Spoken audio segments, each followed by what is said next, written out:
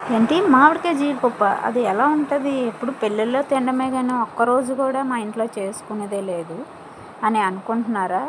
మీరైతే పప్పులో కాలు వేసినట్టే. ఇంకా మన ఛానల్ ఉంటుండగా మీకెందుకు ఇంకా విచారం, దిగులు, బాధ? ఇంకా మన ఛానల్ ఫాలో అయిపోండి, వరలక్ష్మి వైజాగ్ గార్డెన్. ఇప్పుడు మా వాటికి కావాల్సింది అయితే ఒకే ఒక మామిడికాయ అండి. పుల్లగా ఉండాలి మామిడికాయ అనేది. బంగిరబిల్లి మామిడికాయలతో అయితే అస్సలు చేయకూడదు. 5 ఉల్లిపాయలు, 4 టమాటీలు, పచ్చిమిర్చి, కొత్తిమీర, కరివేపాకు.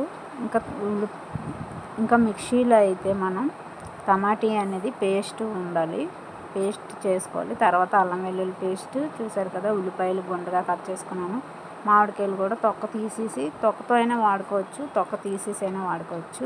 ఇంకా పొయ్యి మీద స్టవ్ వెలిగించుకొని పొయ్యి మీద ప్యాన్ పెట్టుకొని డీప్ ఫ్రైకి కావాల్సినంత ఆయిల్, అంటే కూరకి కావాల్సినంత ఆయిల్ అయితే వేసుకోవాలి. వేసుకున్న తర్వాత వేడెక్కిన తర్వాత అయితేనే మనం ఉల్లిపాయలు అనేది, అదే ఆనియన్ అనేది వేసుకోండి. చూసారు కదా. ఆయిల్ మరిగిన తర్వాత, నూనె మరిగిన తర్వాత ఉప్పు, ఉల్లిపాయలు వేసిన తర్వాత కొంచెంసేపు అటు ఇటు కలిపితే ఉల్లిపాయలు అనేది కలర్ అనేది చేంజ్ అవుతుందండి. చూడండి ఇప్పుడు నేనైతే ఏ విధంగా కలుపుతున్నానో అదే విధంగా మీరు కూడా కలపండి.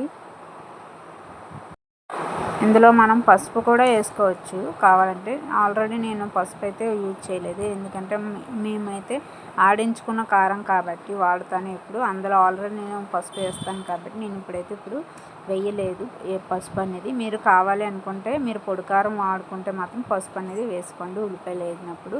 నేనైతే వేయలేదు. తర్వాత కరివేపాకు వేసుకున్నాను, చూసారు కదా. కరివేపాకు వేసిన తర్వాత అల్లం వెల్లుల్లి పేస్ట్ వేసి పచ్చివాసన పోయేంత వరకు ఫ్రై చేసుకోవాలండి. చూసారు కదా. నేను ఏ విధంగా అయితే చేస్తున్నానో అదే విధంగా మీరు కూడా చేస్తే మీరు మామిడికాయ జీడిపప్పు అనేది అస్సలు టేస్ట్ అనేది వేరే లెవెల్లో ఉంటుందని. చూసారు కదా. ఇప్పుడైతే మనం మామిడికాయ ముక్కలు అనేది మనం ముందుగా కట్ చేసుకొని పెట్టుకున్నాం. మనం ఆవకాయకి కట్ చేసుకుంటాం కదండి, పెద్ద ముక్కలైనా పర్వాలేదు, చిన్న ముక్కలైనా పర్వాలేదు. చూసారు కదా. ఈ ముక్కలు అయితే నేను చిన్న ముక్కలుగా తీసుకున్నాను. కొంచెంసేపు వేసిన తర్వాత కొంచెంసేపు మూత పెట్టాను, ఒక 5 నిమిషాలు. అవి కొంచెం మగ్గిపోతాయి అన్నమాట. మగ్గిన తర్వాత టమాటీ జ్యూస్ ఉంది కదండి, టమాటీ మిక్సీ పెట్టుకున్నాను, అది వేసుకోవాలి. మొత్తం వేసేసుకోవాలండి, అసలు ఉంచకూడదు. చూసారు కదా. టమాటీ వేసిన తర్వాత కొంచెంసేపు మళ్ళీ మూత పెట్టుకోవాలి. ఆ మూతకి సగం అది ఇది అంటే టమాటీలు మామిడికాయ మొత్తం కలిపేసిన తర్వాత మూత పెడితే కొంచెం దగ్గరగా అవుతుంది. చూసారు కదా. ఆయిల్ అనేది పైకి తేలాలండి సైడ్లో అంట. అప్పుడు మీరు ఏ వంట వండినా అండి పైకి ఆయిల్ అనేది వచ్చినప్పుడు మాత్రమే మనం కారం యూజ్ చేయాలి. 2 స్పూన్లు కారం అయితే నేను వేసుకున్నాను, చూస్తున్నారు కదా. మీరు ఉప్పు సరిపోతే మాత్రం ఉప్పు చూసుకొని వేసుకోండి. 1 గ్లాస్, పెద్ద గ్లాస్ నేను వాటర్ కూడా వేసాను. చూసారు కదా. జీడిపప్పు అయితే మామూలు డైరెక్ట్గానే వేసుకోవచ్చు. నేనైతే కొంచెంసేపు 5 నిమిషాలు నానబెట్టాను, నానబెట్టేసి వేసాను. కొంచెం బాగా ఉప్పు కారం అనేది లోపలికి వెళ్తుంది, జీడిపప్పు లోపలికి అనేసి. ఇంకా మొత్తం అంతా ఒకసారి కలిపేసుకొని మూత పెట్టేసుకోవాలండి.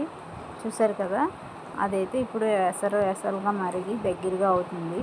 సైడ్లు అంట నూనె అయితే దగ్గరగా తేలుతుంది కదండి.